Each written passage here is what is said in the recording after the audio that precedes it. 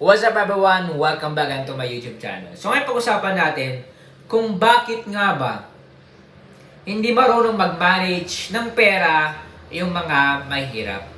Alright, kung bago lang sa akin yung channel, please subscribe, click the bell para update po sa aking mga bagong vlog ina-upload in the future. Or bagong upload in the future. Alright, kapag na-reach po natin yung 100k subscriber, ay magpapag-giveaway po tayo after this year, 2025. That's my prayer, and if that's will of God. Okay, praying. Alright, balik tayo sa ating topic. Bakit nga ba hindi marunong mag-manage ng pera yung mga mahihirap? Ang daming mahihirap na gastos yan, gastos dito. Ito unang-una sa lahat, kaya sila hindi marunong mag-manage kasi wala silang Panginoon. Wala nabibigay sa kanila ng wisdom or nangungusap sa kanila. Walang Holy Spirit. Pangalawa, lack of education. Lack of knowledge, lack of wisdom. Dahil hindi sila marunong mag-manage. At pangatlo, hindi nila kayang mag-manage ng maliit.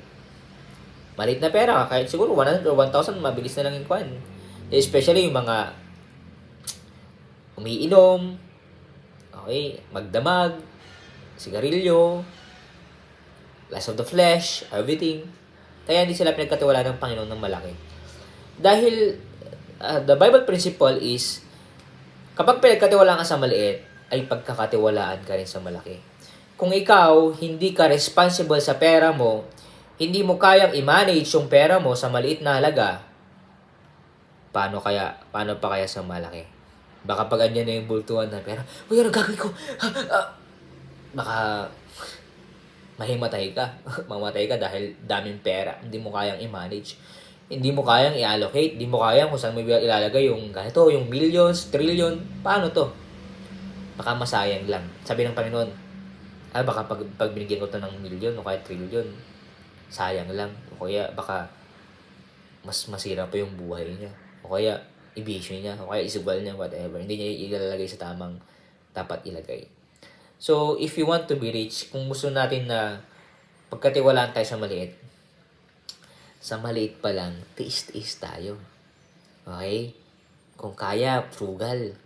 Kung kaya, sige, kung ano muna meron, yun muna. Pero, start small, think big. May pangarap tayo na malaki. Hindi porket di tiis-tiis mo na is wala na. Tiis-tiis mo na kasi nga, ito muna yung meron. Pero pag pagkatiwalaan tayo ng malaki, that's the time. Kaya i-prepare natin yung sarili natin. I-position natin yung sarili natin na kapag ito na yung bultuhan na pera, kailangan natin i-manage ng maayos sa biyaya ng Panginoon. Yun lang po, okay? Sana nakatulong ko sa inyo. And if you want to be knowledgeable on the business, meron sinulat na libro, Negosyo Reality. Medyo mahal lang to, pero worth it. At the same time, doon nyo malaman kung bakit mahal ito ang libro na to. Alright! If you want to buy this book, click the Facebook page official link in the description. Nabubulol ako sorry. Just the description, tapos mag-message lang po kayo. Salamat po, and God bless. Glory to God.